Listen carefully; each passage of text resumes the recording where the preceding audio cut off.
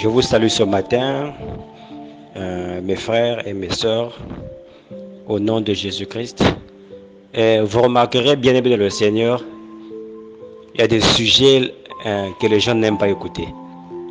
Il y a des sujets, quand tu en parles, les gens sont fâchés. Et ils ne se rendent pas compte que c'est le diable.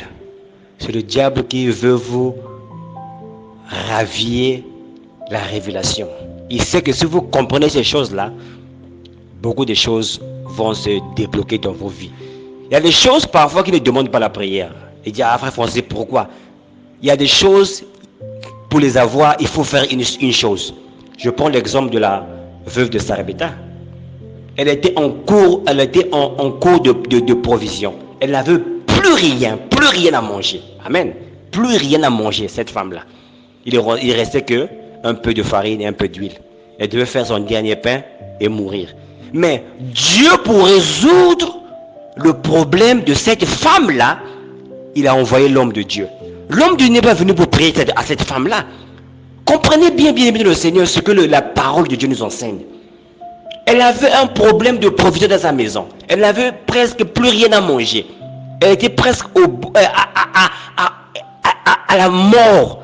Elle dit à l'homme de Dieu, ce que j'ai, je fais le pain avec mon enfant et je meurs.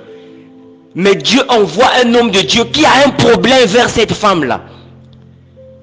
Et beaucoup d'entre nous, on n'a pas cette révélation-là pour dire, mais Dieu, pourquoi Dieu veut que je donne ça à l'homme de Dieu? Pourquoi Dieu veut que je donne ça à mon frère? C'est tout ce qui me reste. C'est le diable qui nous ravit la révélation. Je répète que c'est le diable qui nous ravit la révélation. Il y a des choses, tu n'as pas besoin de prier. Il y a des choses qui demandent l'application de la parole. Je répète, il y a des choses qui demandent l'application de la parole. Il y a des situations pour être débloquées, elles demandent l'application de la parole. Alléluia. Et lorsque l'homme de Dieu arrive, il dit à la femme, fais-moi d'abord un gâteau et donne-moi de l'eau à boire. Qu'est-ce que la femme a dit? Je n'ai absolument rien. Mais Dieu était en train de résoudre le problème de la femme. Alléluia. Donc la femme n'a pas besoin qu'Élie impose les mains sur elle, ou Élie prie pour elle. Mais Dieu voulait que cette femme-là donne à Élie, afin que son problème puisse être résolu. Et beaucoup d'entre nous, lorsque nous sommes en face d'un tel dilemme, on se dit non. Pourquoi toujours les hommes de Dieu? Pourquoi les frères à son problème? Moi aussi j'ai mes propres problèmes. Non, frère. Lisons la parole. Et lorsque cette femme-là a donné le peu qu'elle avait à l'homme de Dieu, et la Bible dit que sa maison ne manqua de rien jusqu'à ce que Dieu fit tomber la pluie en Israël. Elle et son enfant, elle mangeaient à satiété. Vous voyez? Donc, elle devait supporter le ministère d'Élie. Elle devait prendre soin d'Élie afin que son problème puisse être résolu. Beaucoup de gens prient. Beaucoup de gens jeûnent. Seigneur, je veux cela. Seigneur, je veux cela. Mais parfois, ce que tu as besoin, c'est d'appliquer seulement la parole. C'est de repartir les Écritures et de voir qu'est-ce que quelqu'un a fait pour avoir ce qu'elle a eu. Et cette femme-là, ce qu'elle avait besoin, ce n'était pas des veilles de prière. Ce n'était pas jeûne et prière. Ce n'était pas la prière toute la nuit. Mais elle avait besoin de soutenir le ministère d'Élie. Alléluia. Lorsqu'elle a soutenu le ministère d'Élie avec le peu qu'elle avait, et qu'est-ce qui se passe? Alléluia. Oh Jésus. Et Dieu a soutenu sa vie. Et les challenges qu'elle avait, tous les challenges qu'elle avait, elle et sa famille ont été résolus. Et lorsque nous allons dans Galates chapitre 6, à partir du verset 6, la Bible nous enseigne que celui à qui l'on enseigne la parole, je répète, celui à qui on enseigne quoi? La parole. Fasse part de tous ses biens à celui qui l'enseigne. C'est la parole de Dieu, bien-aimé le Seigneur. Il y a des choses qui ne marchent pas dans ta vie. Il y a des challenges que tu as dans ta vie. C'est parce que il y a des principes que Dieu a établis que tu n'appliques pas. Les hommes qui nous bénissent spirituellement, Les hommes, lorsqu'ils prêchent, tu sens que tu es touché. C'est Dieu qui prend leur voile, qui est leur corps, afin de nous parler. Alléluia. Et qu'est-ce qu'il faut faire en retour? La Bible dit qu'on doit faire part de tous nos biens. Tout ce que tu sais que tu as de bien, tu dois partager cela avec la personne qui t'enseigne la parole. Lui, il prend soin de tes besoins spirituels. Il te donne la vie éternelle. Il te met en contact avec Dieu. Et en retour, ce que la parole nous enseigne, nous devons prendre soin de leurs besoins. Lorsque tu as quelque chose de bien dans ta vie, la Bible nous enseigne que nous devons partager cela avec la personne qui nous enseigne la parole. Alléluia. Je ne sais pas si le peuple de Dieu est en train de comprendre aujourd'hui. Et comme je l'ai dit auparavant, il y a une situation dans ta vie qui n'arrive pas à être débloquée. Ce que tu as besoin, c'est juste de donner une offrande. Ce que tu as besoin, c'est juste dire que l'homme de Dieu, je veux prendre soin de ça, de ça, de ça dans ta vie. Et tu verras des choses qui vont se débloquer dans ta vie. Parfois, on perd le temps à prier pour une situation qui ne change pas. Alléluia. Tu pries, tu jeûnes, tu pries, tu jeûnes. Rien ne se passe. Faisons comme l'aveugle de Sarepta. Et la Bible est claire. Dans Galates chapitre 6, à partir du verset 6, que celui à qui on enseigne la parole fasse part de tous ses biens à celui qui l'enseigne. Et à partir du verset 7, la Bible dit que ne vous y trompez pas. Vous voyez, beaucoup de choses se trompent. Hein? Beaucoup de choses se trompent. Tu es dans un ministère. Tu es béni. Tu arrives à l'église, tu as des fardeaux, tu as un stress. Mais lorsque l'homme de Dieu part prêche, tu sens comme si le stress a été enlevé. Tu sens joyeuse après le service. Et tu ne te rends pas compte que lui qui t'a prêché, il a aussi des besoins. Lui, il a fourni, il a pris soin de tes besoins spirituels. Il y a des choses que l'homme de Dieu te donne que personne ne peut te donner. Aucune médication ou aucun médecin ne peut guérir ton cœur.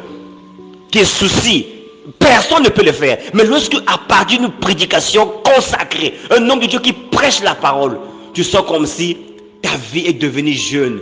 Je sens forte. Mais à notre retour, la Bible dit qu'on doit faire part de tous les biens. Si tu t'es allé acheter une chemise, tu as aimé cette chemise-là, la Bible enseigne que prends aussi soin de pouvoir acheter une pour le pasteur ou bien pour la femme du pasteur. Si tu es allé au marché, tu as fait le marché, tu as vu un bon poisson fumé que tu as aimé, la Bible dit que prends aussi un autre poisson, va donner au pasteur. Si tu as acheté une bouteille de vin, tu as vu que c'est le meilleur vin que tu as vu sur le marché, prends aussi une bouteille de vin, amène aussi à la personne qui t'enseigne la parole. Ayons la révélation. Ces hommes de Dieu sont des terres fertiles. Je répète, ces hommes de Dieu sont des terres fertiles. Aujourd'hui, lorsqu'on va voir le médecin, et le médecin te prescrit, te dit que tu diagnoses ton problème, on a le courage de leur donner, payer la prescription. Parce qu'il a étudié. Mais aujourd'hui, on sous-estime. On ne valorise pas ce que Dieu a mis dans les hommes de Dieu. Le docteur est payé. Le docteur, on lui donne de l'argent pour le consulter. Mais l'homme de Dieu est aussi un docteur qui soigne ton côté spirituel. Ayons la révélation, peuple de Dieu. Faisons part de tous nos biens à celui qui nous enseigne la parole. Si tu as acheté le crédit, et tu vois que l'homme de Dieu parfois n'est pas en ligne, envoie-lui un petit crédit. Ne soyons pas toujours des gens qui sont à la réception. Nous devons avoir la révélation, bien-aimée. Et la Bible est claire. On ne se moque pas de Dieu. Ce que l'homme aura sémé, il le récoltera aussi. Et plus loin, dans 1 Corinthiens chapitre 9, à partir du verset 7, la Bible dit que qui jamais fait le service à ses propres frais, c'est quel militaire qui va faire la formation, il va payer la formation lui-même. Ça n'a jamais été comme ça. Un homme de Dieu qui vous sert, qui vous nourrit la parole, il doit encore prendre soin de lui-même. Mais ça n'a pas de sens, bien-aimé. On brise les Écritures.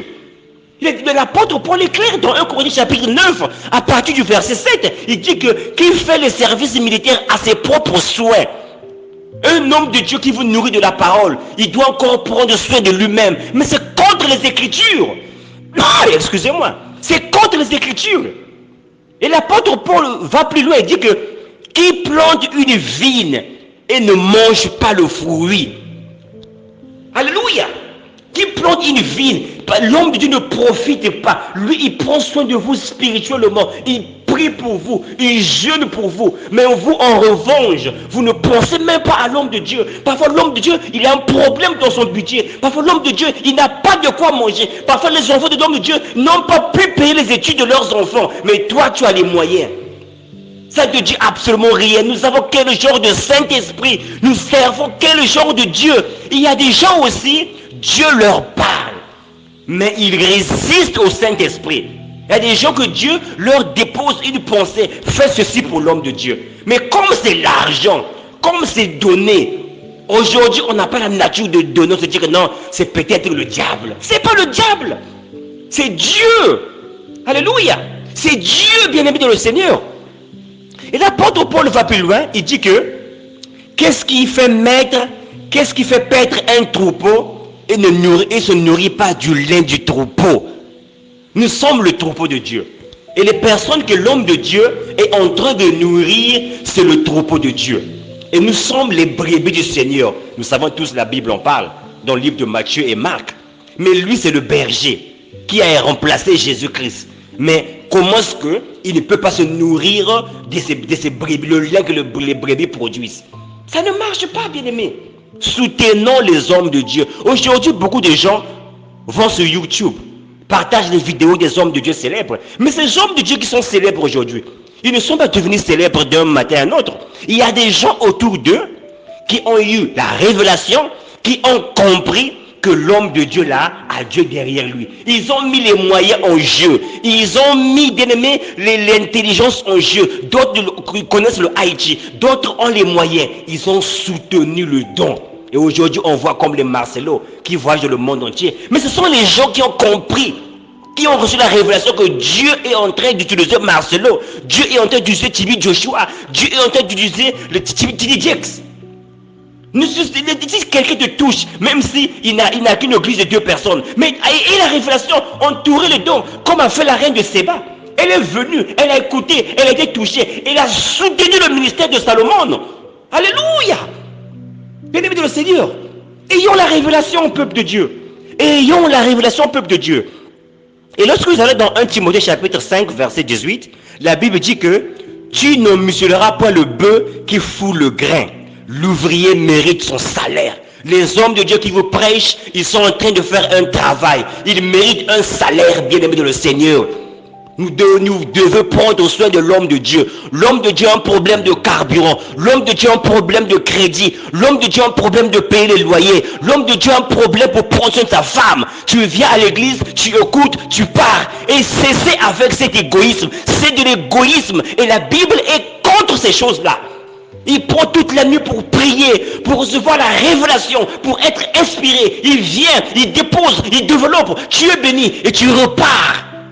Et c'est même un péché, la Bible dit que de pouvoir apparaître devant le Seigneur les mains vides. On ne devait pas venir à la réunion les mains vides. La Bible dit que c'est faux.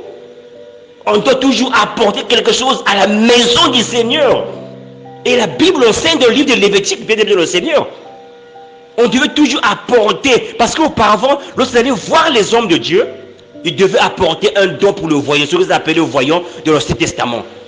Ayons la révélation, peuple de Dieu, et des situations qui sont bloquées dans ta vie. C'est parce que tu ne veux pas prendre soin de l'ouvrier de Dieu, de l'homme qui prend soin de ton âme, de l'homme qui prend soin, qui te donne la vie éternelle. Ayons la révélation, peuple de Dieu. Que Dieu vous bénisse. Bien, le Seigneur, regardez l'exemple. Revenons encore sur l'exemple de la reine de Séba. Elle a entendu parler de Salomon. Que Salomon était un roi très sage. Il était très riche. Dieu était avec lui. Et la Bible dit qu'il a fait un voyage depuis l'Éthiopie et elle est venue en Israël. Elle voulait vraiment se rendre compte que ce qu'elle avait entendu de Salomon était la vérité. Il a remarqué une chose. Elle n'est pas venue les mains vides. Amen. Elle avait des présents, elle avait de l'encens, elle avait de l'or, elle avait des aromates. Aujourd'hui, toi qui es venu vers le Seigneur, il y a quelque chose que Dieu t'a donné. Dieu t'a donné parfois de l'intelligence. Dieu t'a donné parfois de l'intelligence, de la science, dans l'informatique. Dieu t'a donné de l'argent. Dieu t'a donné parfois, tu fais un petit commerce, tu as un commerce, tu vends au marché, tu as quelque chose. Mais lorsque tu arrives, et comme la reine de Saba, lorsqu'elle est arrivée, elle a écouté la sagesse de Salomon, elle s'est rendue compte que ce qu'elle avait entendu était la vérité. Et c'était même au-delà de ce qu'elle avait entendu. Qu'est-ce qu'elle a fait? Elle a soutenu le ministère de Salomon. Et aujourd'hui, beaucoup d'entre nous, tu es invité à un groupe de prière, tu es invité à un endroit, tu vois que Dieu te parle, Dieu te touche, tu sens que c'est la parole de Dieu qui est prêchée. Mais lorsque tu repars, tu n'as même pas le désir de soutenir cette œuvre-là, bien-aimée. La reine de Saba que nous voyons de la parole là, c'est le type de toi et moi que nous devons venir les mêmes vies devant Dieu. Les hommes de Dieu ont des problèmes. Ils ne doivent pas nous demander, frère, achète-moi le crédit. Frère, j'ai un problème de loyer. Non. Vous allez on va commencer à murmurer que l'homme de Dieu aime l'argent. L'homme de Dieu aime l'argent. Mais lui, il te donne la parole. Mais toi, tu ne veux pas prendre soin de ses besoins charnels. Toi, il te donne la vie éternelle. Une chose que le monde ne peut pas te donner. Il y a des situations que tu traverses. Il y a des songes que tu as. Tu sais que personne ne peut interpréter ces choses-là. Mais lorsque tu arrives vers l'homme de Dieu décortique cela. Et tu es convaincu que c'est Dieu qui m'a parlé. Et tu dis merci et tu t'en vas. Non, c'est faux. Nous devons changer la manière de faire, bien-aimé le Seigneur. L'homme de Dieu a besoin d'être soutenu. Achète le crédit pour l'homme de Dieu. Achète une veste pour l'homme de Dieu. Fais le marché pour l'homme de Dieu. Achète de la nourriture pour l'homme de Dieu. Paye le loyer pour l'homme de Dieu. C'est ça que la Bible nous enseigne. Je veux dire les choses claires ce matin. Les hommes de Dieu ont besoin d'argent. Je sais que lorsqu'on parle de l'argent, les gens ont peur. Ah, on ne parle que de l'argent. Bien-aimé dans le Seigneur, ce que les hommes de Dieu vous donnent, c'est plus que l'or et l'argent. Ils vous donnent la vie éternelle. Vous avez des situations, des challenges parfois que vous avez, que personne ne peut résoudre. Mais au travers de l'homme de Dieu, Dieu passe, il vous parle. Et vous repartez comme ça, merci. Et l'homme de Dieu, lorsqu'il finit le service, il va à la maison parfois, il n'a rien à manger. Parfois, il n'arrive même pas à payer son loyer. Parfois, il n'a même plus de foufou à la maison. Mais tu fais un petit commerce, tu vends des habits, puis supporte l'homme de Dieu, supporte les enfants du pasteur, supporte la femme du pasteur. C'est votre manière de dire merci. C'est pas seulement merci. Je pense que le merci que tu dis à l'homme de Dieu doit avoir résoudre ses problèmes. C'est faux. C'est faux. Lorsqu'on dit que Dieu te bénisse, qui est Dieu? Dieu se habite en toi et moi. Dieu est dans ton cœur, Dieu est dans mon cœur. Donc quand on dit que pasteur Dieu te bénisse, ça n'a rien à voir. Toi, Dieu habite en toi sous la forme du Saint-Esprit. C'est toi qui dois manifester cet amour envers l'homme de Dieu qui te nourrit de la parole, qui te nourrit spirituellement. Tu dois aussi en retour chercher une faille dans ta vie. Qu'est-ce que je peux faire pour être une bénédiction? Fouillons. Chacun de nous a quelque chose qu'il peut donner. Je répète que chacun de nous a quelque chose qu'il peut donner. Fouille dans ta vie. Tu fais un petit commerce. Tu peux donner quelque chose au pasteur.